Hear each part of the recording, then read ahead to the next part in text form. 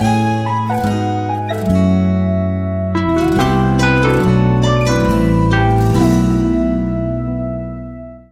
오늘 같이 살펴볼 말씀은 신명기 17장 말씀이에요. 이스라엘 백성들은 흥미롭게도 왕이 존재하지 않았습니다. 이는 하나님께서 친히 그들의 왕이 되어 주셨어요. 그래서 이스라엘 백성들에게는 왕이 없었습니다. 왕을 세우지 않았어요.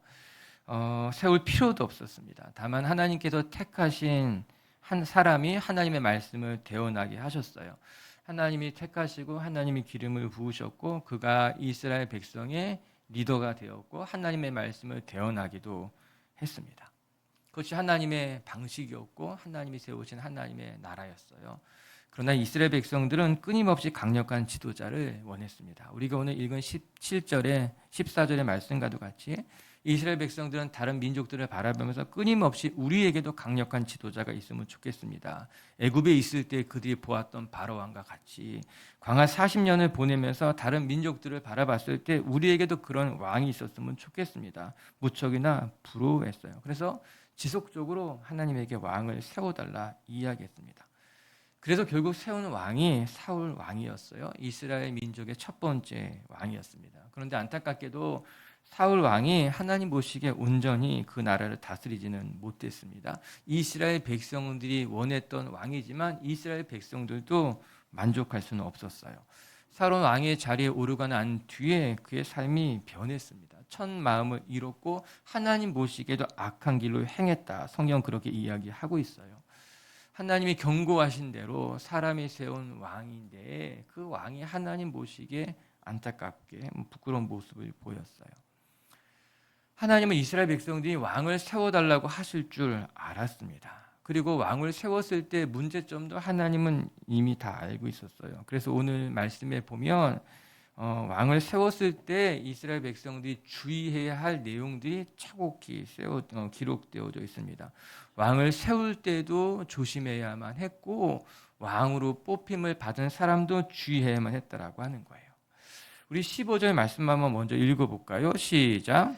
반드시 내 하나님 여호와께서 택하신 자를 내 위에 왕으로 세울 것이며 내 위에 왕을 세우려면 내 형제 중에서 한 사람을 할 것이요 내 형제 아닌 타국인을 내 위에 세우지 말 것이며. 이스라엘이 왕을 세울 때에 조심해야 된다라고 하는 것입니다. 가장 먼저 무엇을 말씀하시고 있습니까? 왕을 세울 때 가장 먼저 주의해야 될 것은 하나님이 택하시는 사람을 왕으로 세우라고 하는 겁니다. 사람이 보기에 좋은 사람, 사람이 보기에 괜찮은 사람을 세우는 것이 아니라 하나님이 택하신 그 사람을 너희가 왕으로 세우는 것이 합당하다라고 하는 거예요. 여기서 택하다라고 하는 단어가 바르인데 이 단어는 선택하다 그런 뜻도 갖고 있지만 또 한편으로는 사랑하다, 기뻐하다 이런 뜻도 가지고 있는 단어가 바르입니다. 즉 하나님이 택하신 왕을 세우라고 하는 것은 하나님이 정하신 사람이지만 그와 더불어서 하나님이 기뻐하시는 왕을 세우라라고 하는 거예요. 하나님 보시기에 하나님이 기뻐하시는 사람, 하나님의 마음에 합한 사람을 왕으로 세우는 것이 마땅하다라고 하는 것입니다. 우리에게 이 말씀을 읽으면서 우리가 하나님이 택하신 왕이 누구일까? 그 왕을 세우는 일이 결코 쉬운 일은 아닐 것입니다. 그러나 분명한 기준을 하나님이 말씀하고 계시는 거예요. 너희들이 왕을 세우는 데 있어서 그 기준은 하나님 중심이 돼야 된다라고 하는 거예요. 사람이 보기에 괜찮은 사람이 되는 것이 아니라 너희들의 마음에 합당한 사람을 세우려고 하는 것이 아니라 하나님이 보시기에 합당한 사람, 하나님이 택하신 그 사람, 더 나가서 하나님이 기뻐하시는 사람이 너희의 왕이 되어야 된다라고 하는 것입니다. 그럴듯해 보이는 사람들이 아니라 너희들이 좋아하는 사람이 아니라 하나님 말씀하고 계신 거예요. 그뿐만 아니라 15절에는 무슨 말을 하고 있습니까? 타국인 중에서 세우지 말고 내 형제 중에서 세우라 그렇게 말씀하고 있습니다.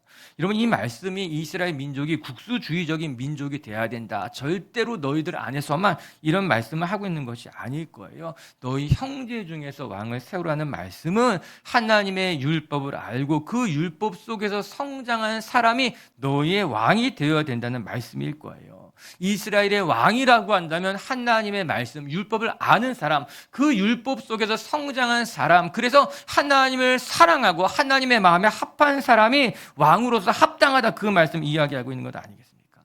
이 두 가지가 왕을 세우는 데 기준이 된다는 거예요. 하나님이 선택한 하나님의 마음에 합한 사람이고, 그리고 너희 형제 중에 세워서 어려서부터 하나님의 말씀을 듣고 배우고 말씀 가운데 율법 가운데 자란 사람이 왕으로서의 기본 조건이 된다 말씀하고 있는 것입니다.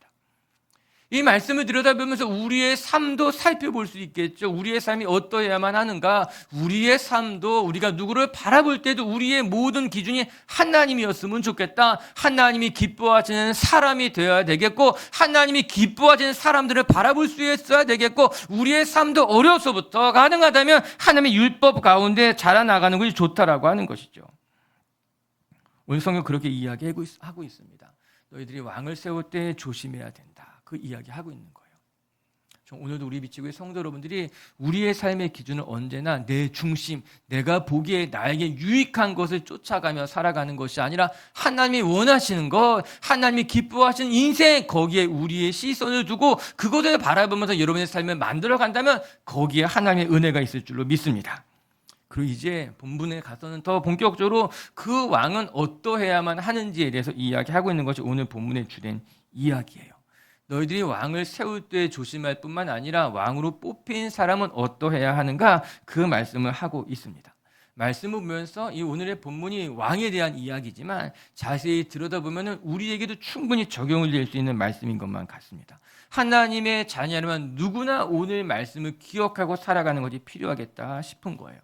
오늘 두 가지를 같이 살펴볼 수 있을 것입니다. 첫 번째, 왕이 되면 우리가 멀리 해야 될 것이 있고 우리가 가까이 해야 될 것이 있다라고 하는 거예요. 우리가 붙잡지 말아야 될 것이 있고 반드시 붙잡아야 될 것이 있다라고 하는 겁니다. 우리가 한 가지씩 살펴보면서 우리 비치그 식구들이요, 멀리 해야 될 것들은 정말 멀리하고 근처에도 가지 말고, 정말 내가 붙들어야 할 것은 무슨 일이 있어도 꼭 붙들어서 여러분의 신앙을 잘 세워갈 수 있는 하나님의 자녀들이 되었으면 좋겠어요. 첫 번째, 우리 16절 말씀 한 점 읽고 같이 살펴보겠습니다. 시작. 그는 병마를 많이 두지 말 것이요 병마를 많이 얻으려고 그 백성을 애굽으로 돌아가게 하지 말 것이니 이는 여호와께서 너희에게 이르시기를 너희가 이후에는 그 길로 다시 돌아가지 말 것이라 하셨습니다. 아멘. 전 우리 비치교 식구들이요, 다시 과거로 되돌아가지 않는 인생이 되시기를 주님의 이름으로 축복합니다. 첫 번째, 왕에게 멀리해야 될 것이 무엇인가? 병마와 안에 은금을 많이 두지 말라는 이야기예요. 우리가 읽은 이 16절의 말씀은 병마에 대한 이야기지만 계속해서 이어지는 것은 멀리해야 될 것들, 병마를 많이 갖지 말고 아내를 많이 두지 말고 너 자신을 위해서 은금을 많이 두지 말라는 겁니다. 이는 이스라엘 왕이 세속적인 것에 마음을 빼앗기지 말고 오직 하나님만 바라보고 하나님만 의지하는 왕이 되라는 말씀일 거예요. 왕이 될 사람에게 하나님이 가장 먼저 경고하신 것이 무엇인가? 병말 많이 두지 말아라. 이 말씀이 의미심장하지 않습니까? 말을 많이 두지 말아라. 다른 본문을 보면 그렇게 이야기하고 있어요. 병마라고 하는 것은 말이 끄는 마차를 말하는 것이에요. 당시에 가장 강력한 전쟁의 도구, 무기였을 것입니다. 전쟁을 치는 데 있어서 무기는 굉장히 중요하겠지요. 그런데 특별한 무기가 없었을 이 당시에 가장 큰 무기는 사람입니다. 더 많은 사람을 데리고 있는 나라, 민족이 전쟁에서 이기게 되는 거예요. 사람의 수는 전쟁의 결정적인 요소가 됩니다. 그렇기 때문에 구약을 읽어보게 되면 전쟁을 서술하는 데 있어서 적의 숫자가 얼마나 많은지, 또 남유다의 유다가 이끄는 사람의 숫자가 얼마나 많은지를 거의 대부분 기록해 놓고 있습니다. 그게 전쟁의 판세를 가름하는 데 굉장히 중요한 기준이 되기 때문인 거예요. 그런데 이때 말을 가지고 있다라고 하는 것은 이 전쟁의 판도를 뒤바꿀 수 있는 힘이 되는 거예요. 말 한 필을 갖게 되는 힘은 사람 10명, 100명 그 이상의 힘이 될 수 있다라고 하는 것이죠. 그래서 말을 많이 가지고 있는 것이 전쟁에서 승리하게 됩니다. 아무리 사람을 많이 가지고 있다 하여도 말을 많이 가지고 있으면, 기마병이 많이 존재하게 되면 사람이 당하기가 어렵게 되는 거예요. 이 말이 곧 전쟁을 승리하게 하는 결정적인 도구가 되는 거죠. 무기가 되는 것이죠. 그런데 오늘 흥미롭게도 하나님께서 왕이 될 사람이 무엇이라 말씀하셨는가? 마병을 많이 가지지 말라라고 하는 거예요. 내 곁에 말을 많이 두지 말고 또 말을 얻으려고 사람들을 애굽으로 보내지도 말라라고 하는 것입니다. 이는 당시 애굽에 유명한 명마들이 있었기 때문인 거예요. 그래서 종종 주변 국가들이 애굽에 가서 말을 구입해 오기도 했다는 자료들이 있습니다. 이제 전쟁 무기를 사갖고 오게 되는 것이죠. 그러나 하나님께서는 이스라엘 백성의 왕에게 첫 번째 지침을 이야기한 것은 너는 왕이 되고 난 이후에 말을 많이 가지려고 무기를 많이 두려고 애쓰지 말라라고 하는 것입니다. 그러면 그 이유가 어디에 있겠습니까? 내가 왕이 되고 난 이후에 나라를 지키는 힘이 너의 힘으로 감당하는 것이 아니라 하나님의 힘으로 감당하는 것을 잊지 않게 하기 위해서, 하나님을 의지하는 왕이 되게 하기 위해서 말을 많이 두지 말 것을 말씀하고 있는 거겠죠. 말이 많으면 좋을 것입니다. 그것이 나에게 큰 힘이 되는 것 아니겠습니까? 왕이 된 사람이 갖고 싶은 것이 무엇이 있겠습니까? 힘을 갖고 싶겠죠. 내가 더 큰 힘, 더 강한 힘 갖고 있겠죠. 그런데 전쟁은 인간의 손에, 사람의 힘에 달려있는 것이 아니라 하나님의 손에 달려있는 것을 기억하라라고 하는 겁니다. 내가 왕이 되어도, 힘을 갖고 싶어도, 전쟁에서 이기고 싶어도 너의 힘으로 이기는 것이 아니라 하나님의 힘으로 이긴다는 것을 기억하기 위해서 병마를 많이 두지 마, 말을 많이 두려고 애쓰지 마. 그것이 너에게 올무가 될 수 있어. 그 말씀하고 있는 겁니다. 저는 말씀을 보면서 다윗이 생각났습니다. 다윗이 소바왕 하닷 에셀과의 전쟁에서 대승을 거두게 됩니다. 병거 1000대, 기병 7000명과 보병 2만 명을 빼앗았다고 합니다. 물리친 것이 아니라 빼앗았다라고 하는 것이에요. 실로 엄청난 전쟁에서 승리를 거두게 된 것이죠. 그래서 그 전쟁에서 전리품으로 얻은 것이 그만큼 됐다라고 하는 것입니다. 병거 1000대와 기병 7000명, 보병 2만 명을 빼앗았어요. 전리품으로 얻었다라고 하는 것입니다. 그런데 놀랍게도 다윗이 이렇게 모든 전리품을 거두고 난 뒤에 그가 행했던 행동이 무엇이었는가? 전쟁에 도움이 될 만한 말, 빼앗은 말의 발 힘줄을 다 끊어버렸다는 거예요. 우리 역대상의 말씀 한번 읽어볼게요. 대상 18장 4절 말씀인데요. 같이 읽어볼까요? 시작. 다윗이 그에게서 병거 1000대와 기병 7000명과 보병 2만 명을 빼앗고 다윗이 그 병거 100대의 말들만 남기고 그 외에 병거의 말은 다 발의 힘줄을 끊었더니, 병거 100대만 남기고 아마 그것들은 이제 물건들을 이송하거나 이제 전쟁을 끝나고 나서 정돈하게 될 것들만 남기고 나머지 모든 말의 발 힘줄을 다 끊었다고 합니다. 전리품으로 포획한 것이에요. 그것은 다윗의 나라를 견고하게 하는데, 앞으로 전쟁을 치르는데 결정적으로 힘이 될 것들인데 그것들을 다 버려버렸다라고 하는 것입니다. 이성적으로 본다면 이해하기 어려운 대목이에요. 사람들이 대부분 말렸을 수 있습니다. 그것을 왜 버립니까? 그것이 전쟁에서 승리한 우리가 얻은 것들인데, 그것을 가지고 있으면 더 큰 승리를 거둘 수 있게 될 것인데 왜 이렇게 무모한 일을 하느냐? 다윗에게 신하들이 말렸을 수 있습니다. 하지만 다윗은 결단합니다. 아니, 이거 다 버려야 돼.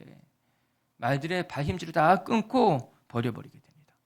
오늘 본문과 연결해서 생각해 본다면 이해가 갑니다. 다윗은 하나님의 말씀에 철저히 순종하면서 나라를 세워가기를 원했던 것이었습니다. 왕이 돼서 내가 큰 힘을 얻으면 좋지, 더 많은 말, 더 많은 힘을 얻으면 나는 더 강해지겠지, 그럴 수 있을 거야. 그러나 그것보다 더 중요한 것은 내 힘을 의지하고 내 힘을 키워서 왕을 되는 것이 아니라 하나님만을 의지하고 하나님의 힘으로 이 나라를 세우고 이 나라를 강성하게 하기를 원했다라고 하는 것입니다.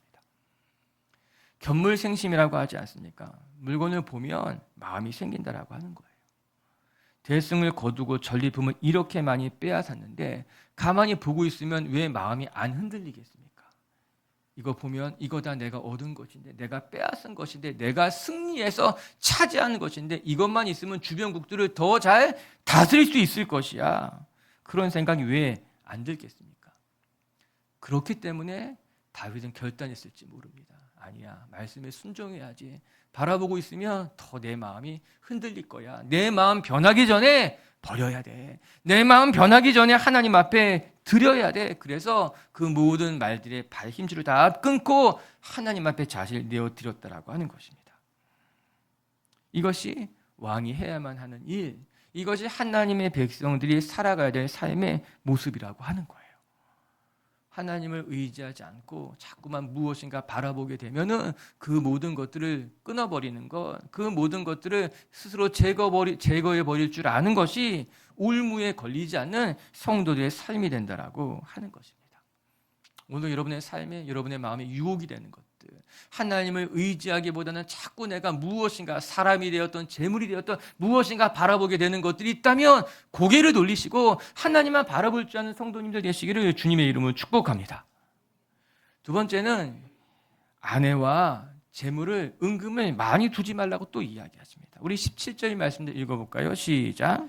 그에게 아내를 많이 두어 그의 마음이 미혹되게 하지 말 것이며 자기를 위하여 은금을 많이 쌓지 말 것이니라. 성경은 아내를 두지 말며 또 은금을 많이 갖지 말고, 당시의 문화 속에서는 임금이 아내를 많이 둘 수 있었지요. 그런데 이 말씀을 오늘 그대로 적용해 보자면 아마 아내라는 단어보다는 여인이라는 단어가 더 적합할 수 있겠습니다. 내 곁에 여인을 많이 두지 말 것이며 뿐만 아니라 은금도 많이 두지 말아라, 이렇게 이야기해요. 고전 중에 영성가죠, 리차드 포스터가 쓴 돈, 섹스, 권력이라는 책이 있습니다. 아주 유명한 책이고 거의 대부분 다 읽어봤을 법한 그런 책이에요. 아직 읽어보지 않았다면 반드시 읽어보기를 권유해드리는 참 좋은 책입니다. 현대 사회의 그리스도인들이 당면한 가장 큰 유혹에 대해서 세 가지로 딱 정의하고 어떻게 대처해야 될지를 잘 알려준 책이에요. 돈, 섹스, 권력. 결국 이것이 우리를 무너뜨리게 된다, 그 말씀하고 있더라고요. 오늘 본문의 이야기와 거의 들어맞는 이야기입니다. 오늘 우리가 묵상하는 내용은 우리 모두가 다 조심해야 될 이야기예요. 왕만의 문제가 아니라 모든 사람들의 문제입니다. 남자에게만 찾아오는 시험이 아니라 모든 사람들에게 찾아오는 시험이라고 하는 거예요. 성적인 문제, 그리고 재물의 문제, 이것을 극복하지 않고서는 우리의 신앙이 성장할 수 없게 된다는 거예요. 이것이 언제나 우리의 큰 올무가 되어서 우리의 발을 넘어뜨리게 할 수 있다고 하는 것입니다. 이 시대에 일어나는 대부분의 문제는 이 카테고리 안에 다 들어가 있습니다. 권력의 문제, 앞서 말한 힘의 문제, 성적인 문제, 돈의 문제. 지금 사회에 일어나는 모든 대부분의 문제가 다 이 카테고리 안에 있다고 하는 거예요. 어느 때보다도 만몬주의가 가득한 시대 아닙니까? 만몬이라고 하는 것이 뭐냐면요, 부, 재물을 뜻하는 아람어 마모나에서 유래한 단어라고 하는 거예요. 하나님보다 부와 재물을 더 숭배하는 것을 가리켜서 만모니즘이라고 하는 거예요. 물질 숭배 사상이라고 말할 수 있을 것입니다. 돈이면 모든 것이 가능하다고 생각하는 문화, 신을 섬기는 것이 아니라 재물을 섬기는 문화, 이런 것들을 가서 만몬 문화에 물들었다, 그렇게 표현하고 있는 건 아니겠습니까? 20세기, 21세기 우리가 살고 있는 현대를 상징해주는 가장 대표적인 단어라고도 말할 수 있을 거예요. 특히 오늘 성경은 무엇이라 말하는가? 아내를 많이 두면 너를 미혹하게 할 것이고, 은금을 갖는 것은 자기 자신을 위해서 은금을 갖는다, 이렇게 표현하고 있어요. 성적인 문제는 너를 미혹하게 한다는 거예요. 판단력을 흐리게 한다는 것이고, 은금의 문제는 결국 자기 자신을 위해서 은금을 많이 쌓지 말라고 이야기하고 있어요. 이 단서도 우리가 주의해서 살펴볼 만 한다는 겁니다. 은금을 많이 두는 것이 결국 자기 자신을 위해서 쌓아둔다는 거죠. 아내를 많이 두는 것이 이 성적인 문제가 결국에는 하나님 앞에 분별력을 미혹하게 하는 일이 될 수 있다고 이야기하고 있는 것 아니겠습니까? 성경은 아주 오래전부터 분명하게 경고하고 있습니다. 왕이 될 사람에게, 하나님의 백성들에게 여인을 가까이 하는 것이 너를 미혹하게 할 것이며, 자기를 위해서 은금을 많이 쌓아두는 것이 결국 너에게 올무가 될 것이라고 말씀하고 있는 겁니다. 여러분, 재물은 우리를 편안하게 해주는 것입니다. 그러나 자칫 잘못하게 되면 우리를 편안하게 하는 그 은금이 오히려 우리를 결박해서 우리를 굉장히 불편하게, 어렵게 만들어 갈 수 있습니다. 저는 전적으로 동감합니다. 재물이 우리의 삶을 편리하게 해주는 것 같지만 그 재물에 매이게 되면은 재물이 우리의 삶을 끌고 다닌다는 거예요. 내가 의도하지 않은 모습으로 우리가 끌려다니게 된다라고 하는 겁니다. 그냥 하나님이 주신 재물을 내가 귀하게 감사하게 아름답게 사용하게 되면은 우리가 재물을 사용하게 되는 것이지만 자칫 잘못하게 되면은 그 재물이 우리를 끌고 다니다 보면은 재물에 매여서 내가 의도하지 않았는데 재물의 종이 되는 거예요. 내가 생각지도 못했는데 그 재물 때문에 누군가를 상처 주기도 하고 신앙을 버리기도 하고 그 재물 때문에 여러 가지 문제가 만들어지게 된다라고 하는 겁니다. 결국은 죽에게 전도되게 되는 거예요. 하나님이 우리를 위해서 재물을 허락하셨는데 그 재물에 이끌려 다니다 보니까는 신앙도 잃어버리게 되고 우리의 삶도 실족하게 되고 결국에 재물에 매여 사는, 재물에 끌려다니는 사람이 된다라고 하는 겁니다. 이게 말씀하고 계신 거예요. 왕은 많은 재물을 가질 수 있어. 내가 가질 수 있는 것이 많지만 그러나 너는 결단해야 될 것이야. 왕이 되고 나면 아내를 많이 두지 말고 재물을 가까이 하지 않는 것이 너의 자리를 지켜나갈 수 있는, 내가 신앙을 지켜나가는데 중요한 요소가 될 수 있어. 이 말씀하고 있는 것 아니겠습니까? 사랑하는 미칠교회 가정 여러분, 하나님은 오늘도 우리에게 분명하게 말씀하고 계십니다. 너희도 말을 많이 가지려고 하지 마. 힘을 가지려고 하지 말고 하나님을 의지하는 것이 힘이라는 것을 기억해. 아내를 많이 두지 말어. 너의 삶의 성적인 것이 얼마나 위험한 것을 깨달아야 돼. 그리고 재물에 매여 살지 말아라. 그것이 오히려 너의 삶을 흔들어 놓게 될 것이니 이런 것들을 멀리하는 것이 신앙을 지키는 것이고 너를 지키는 것이고 너의 자리를 안전하게 지키는 일이다. 성경 그렇게 이야기하고 있어요. 모두 우리 비치교 식구들이 멀리해야 될 것들을 멀리하면서 하나님이 주신 자리를 지키고 삶의 자리를 견고하게 세워갈 줄 아는 분들 되시기를 주의 이름으로 축복합니다. 그럼 두 번째, 우리가 가까이 해야 될 것이 무엇일까? 하나님의 말씀을 가까이 하는 것. 우리 18절과 19절의 말씀 한번 읽어볼게요. 시작. 그가 왕위에 오르거든 이 율법서의 등사본을 레위 사람 제사장 앞에서 책에 기록하여 평생에 자기 옆에 두고 읽어 그의 하나님 여호와 경외하기를 배우며 이 율법의 모든 말과 이 규례를 지켜 행할 것이라. 아멘. 왕이 되어서 가까이 해야 될 건 한 가지였습니다. 하나님의 말씀, 율법책을 등사하여서, 거기 밑줄을 그어보세요. 평생에 너의 곁에 두고, 그렇게 이야기하고 있어요. 평생에 자기 옆에 무엇을 두어야 되는가? 사람을 두는 것이 아니었어요. 평생에 내 곁에 두는 것은 하나님의 율법책이다. 우리는 자꾸 내 곁에 다른 것을 두려고 합니다. 그것이 아니라 평생 너의 곁에 하나님의 말씀을, 하나님의 율법책을 두고 그것을 읽으라, 그렇게 이야기하고 있어요. 당시에는 책이 없었죠. 그래서 양의 가죽에나 또는 갈대를 이제 잘 펼쳐서 만든 파피루스에 글을 썼습니다. 그래서 그 이제 양이 방대하죠. 엄청나게 많죠. 그래서 하나님의 말씀, 율법을 이제 가지고 있는 것은 쉬운 일이 결코 아니죠. 그럴 수 없었습니다. 예수님 시대만 해도 하나님의 율법책은 회당에 그냥 비치해 두고 있었던 거예요. 두루마리로 많이. 그래서 이제 회당에 가서 담당자가 그 하나님의 율법을 낭독하면 귀 기울여서 듣는 거예요. 얼마나 경청이 있겠습니까? 내게 말씀이 없으니 이 말씀을 낭독할 때 경청해서 듣는 겁니다. 그러고 나서 회당을 나오면은 그 들었던 말씀을 계속해서 반복하게 되는 거예요. 그렇기 때문에 유대인들이 말씀을 암송하는 겁니다. 말씀을 가지고 다닐 수가 없으니까, 그 당시의 문화에서 가지고 다닐 수 없으니까 말씀을 들을 때는 경청하게 되고 하나도 놓치지 않고, 그리고 나와서는 그 말씀을 암송하게 되는 것이죠. 이런 배경 속에서 오늘 모세가 무엇을 이야기하는가? 왕이 된다면 가장 먼저 할 것은 율법책을 등사하여서 그것을 내 곁에 두어서 항상 가까이 해라, 이야기하고 있는 겁니다. 요즘식으로 말하면 카피본을 가지고 살아라, 그렇게 이야기하고 있는 것입니다. 우리야 누구나 집에 성경책 한두 권쯤 다 갖고 있겠죠. 한두 권이겠지만 더 여러 권을 가지고 있는 우리들에게 이 말씀은 별것 아닌 것처럼 느껴질 수 있지만, 그러나 사실 이 말씀은 굉장히 어려운 것일 수 있습니다. 그냥 말씀, 성경책을 가까이 하는 것이 아니라 하나님의 말씀을 늘 가까이 하라는 말씀인 것 아니겠어요? 하나님의 말씀으로 시작하고 하나님의 말씀으로 살아가고 하루를 마칠 때도 하나님의 말씀으로 살아가라라고 하는 거예요. 늘 내 곁에 하나님의 말씀을 두고 살아가세요, 이 말씀하고 있는 거예요. 많이 노출될수록 영향을 받게 됩니다. 작년 케냐에 놀이터 만들러 갔을 때 일입니다. 할 일이 너무너무 많은데 일손이 부족했죠. 일을 분담하다 보니까는 놀이터를 세팅하는 사람들은 더 부족했어요.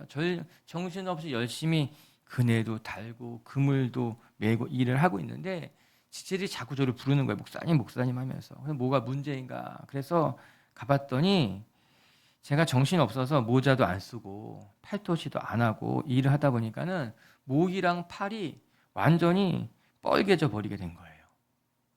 제가 사실 잘 타지 않는, 또 타도 금방금방 돌아오는 편이라서 그냥 저도 좀 괜찮을 거라고 생각을 했는데 그때 보니까 아차 하는 생각이 든 거예요. 정말 그때 보셨던 분들은 아시겠지만 목 뒤가 또 팔이 너무너무 뻘겋게 돼가지고 며칠을 고생했어요. 너무 뜨거운 빛에 노출되다 보니까는 아무튼 고생했어요. 강한 햇볕에 오래 노출되니까 잘 타지 않는 피부라고 하여도 다 타게 된다라고 하는 거예요. 비가 장대비처럼 억수로 쏟아지게 되는데 밖에 나가 있으면 그 비를 쫄딱 맞아서 옷이 다 젖을 수밖에 없는 거예요. 우리가 매일 무엇을 보고 어떤 것을 생각하는가에 따라서 우리의 삶이 무엇에 노출되어 있는가에 따라서 다 영향을 받게 되어 있습니다. 하루 종일 유튜브만 들여다보고 있으면은 그 생각에 매여 살 수밖에 없게 되는 거예요. 엉뚱한 사람들하고 계속 어울리다 보면은 나도 모르는 사이에 엉뚱한 삶을 살아갈 수밖에 없다라고 하는 거예요.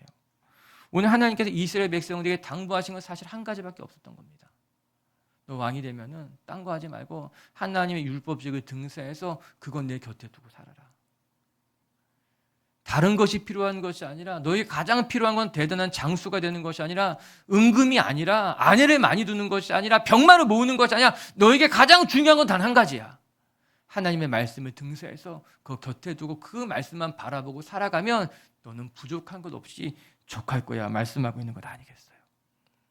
여러분 우리의 삶도 하나님의 말씀을 가까이 하면 그것으로 부족한 것이 없을 줄로 믿습니다. 오늘 말씀 보니까요. 하나님의 말씀을 가까이 해야만 하는 가장 큰 이유가 무엇인가? 여호와를 경외하는 법을 배우게 된다. 이렇게 이야기하고 있더라고요. 저 이 말씀이 오늘 본문에도 저에게 가장 인상적인 대목이었어요. 19절에 보게 되면 이렇게 나오잖아요. 평생에 자기 옆에 두고 읽어 그의 하나님 여호와 경외하기를 배우며 하나님의 말씀을 읽으면 여호와를 경외하는 법을 배우게 된다라고 하는 거예요. 여러분 말씀에 가까이 하면 우리에게 유익이 많습니다. 지혜를 배우게 되죠. 말씀을 통해서 하나님과 깊은 교제를 하게 되죠. 여러 가지 유익이 있는데 그런데 모세가 가장 먼저 언급한 것이 무엇인가? 너 말씀을 가까이 하면은 여호와를 경외하는 법을 배우게 된다. 이 말씀하고 있어요. 하나님을 경외하는 삶은 어떻게 보면 매우 추상적일 수 있습니다. 그래서 우리의 삶의 자리에서 실천하는 것이 쉽지가 않습니다. 하나님을 경외하는 마음이 무엇일까? 하나님을 경외하며 살아간다는 것은 무엇일까? 이거 결코 쉽지 않은 일이라고 하는 거예요. 그런데 하나님의 말씀을 가까이 하다 보면은 우리 마음속에 하나님을 경외하는 마음이 일어나게 된다라고 하는 거예요.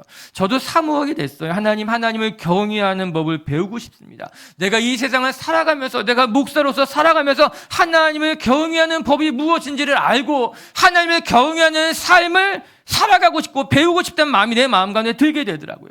전 우리 비책의 식구들이요 배웠으면 좋겠어요. 우리가 정말 어떻게 하나님을 경외하며 살아가는 것인지, 하나님을 경외하며 살아가는 삶이란 어떤 것인지 말씀을 가까이 하면 배우게 된다는 겁니다. 하나님을 경외하는 마음이 우리 가운데 일어나게 되고 하나님을 경외하며 살아가는 삶으로 우리의 삶이 만들어져 가게 된다고 하는 거예요. 할렐루야. 그뿐만 아니라 하나님의 말씀을 가까이 하면 그 다음에 무엇이라고 나옵니까? 마음이 교만해지지 아니하게 된다라고 하는 거예요. 19절에 그렇게 20절에 그렇게 나와요. 20절 말씀 읽어볼게요. 시작. 그리하면 그의 마음이 그의 형제 위에 교만하지 아니하고 여기까지. 그리하면 너 말씀을 가까이 하게 되면은 너의 마음이 형제들 위에 교만해지지 않게 될 거야. 이렇게 말씀하고 있는 거예요. 우리가 말씀을 가까이 하는데 얻게 되는 유익, 우리가 하나님을 경외하며 살아가는 사람들이 얻게 되는 유익이 무엇인가? 우리의 마음이 형제들 위에 교만해지지 않게 된다라고 하는 것입니다.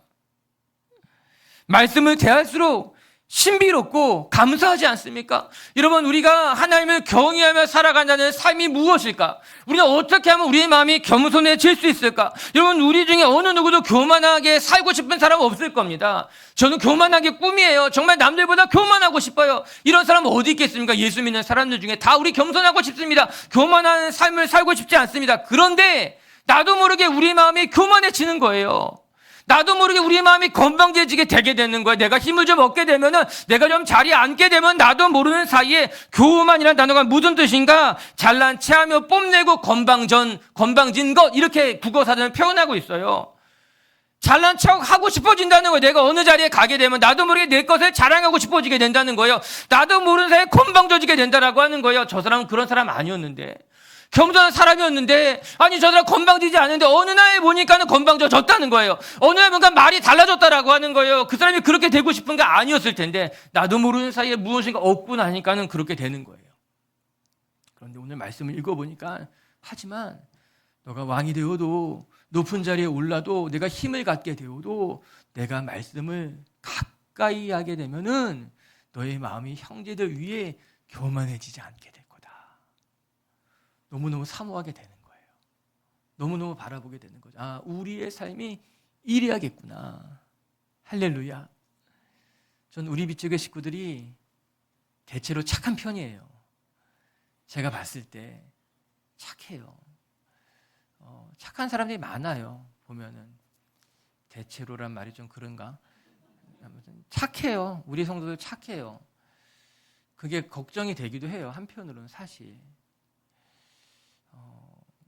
그렇다고 싸나워지라고 말할 수 없죠. 싸나워져라. 이럴 수 없고 착해요. 근데 착한 사람이 교만해질 수 있습니다. 착한 사람이 교만해질 수 있어요. 그게 별개의 문제예요.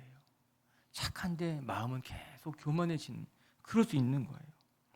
오늘 말씀을 보면서 사모하게 돼요. 하나님, 우리 성도들이 마음이 착할 뿐만 아니라 겸손해서 사람들보다 늘 자기 자신을 낮추는 것으로 말미암아 하나님 앞에 칭찬받는 사람이 되게 해주십시오. 그렇게 기도하게 돼요.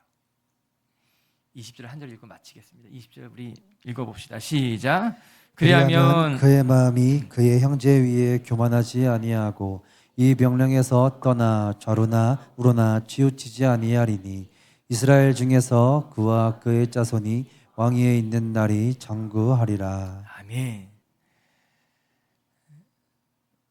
우리 마음이 겸손해지면, 우리가 하나님을 경외하면 내가 왕위의 자리에서 오래 그 자리를 지켜나갈 수 있게 된다고 말씀하고 계십니다. 앞에 묵상했던 거 다 연결해 보게 되면은, 내가 병마를 많이 갖지 않아도, 내가 뭐 세상의 어떤 쾌락을 다 쫓지 않고, 내가 돈이 없어도 너의 자리는 하나님이 장구히 지켜준다라고 하는 거예요. 내가 겸손하게 살아가게 되면 그것이 무력해 보인다 할지라도 하나님을 경외하며 겸손히 살아가게 되면은 그 사람의 자리를 하나님이 지키셔서 장구하게 하신다. 그 말씀 하고 있는 거예요. 오늘도 우리 비추교 식구들이 내 인생을 내가 지키려고 몸부림치고 바둥대는 인생이 아니라 하나님이 여러분의 인생을 지키시고 하나님이 여러분의 삶의 자리를 지키셔서 장구하게 펼쳐가시는 하나님의 백성들 되시기를 주의 이름으로 축복합니다. 말씀을 정리하도록 하십시다. 하나님께서 왕을 세울 때 절대적인 원칙에 대해서 오늘 이야기하고 있어요. 무엇보다도 왕을 뽑을 때는 너희들 마음에 드는 사람을 인기 투표하듯이 그렇게 세우는 건 어리석은 일이야. 하나님이 택하신 그 사람, 하나님이 기뻐하시는 그 사람, 즉 하나님이 너의 삶의 기준이 되는 것이 중요하다고 이야기하고 있는 것 아니겠어요? 오늘도 자꾸만 내 눈에 보기에 좋은 사람, 사람들 보기에 보암직하고 먹음직하고 그럴듯한 것, 그것에 마음을 빼앗기는 것이 아니라 하나님을 기준 삼고 하나님 보시기에 선하고 아름다운 인생으로 여러분의 삶을 만들어 가시기를 주님의 이름으로 축복합니다.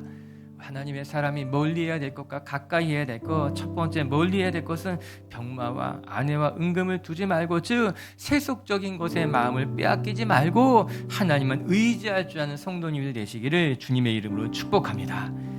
두 번째, 평생 하나님의 말씀을 여러분 곁에 두고 그 하나님의 말씀만 바라보고 하나님의 말씀 때문에 겸손해지고 하나님 말씀 때문에 하나님을 경외하는 법을 배워가면서 여러분의 삶의 자리를 지켜나가는 성도님들 되시기를 주님의 이름으로 축복합니다.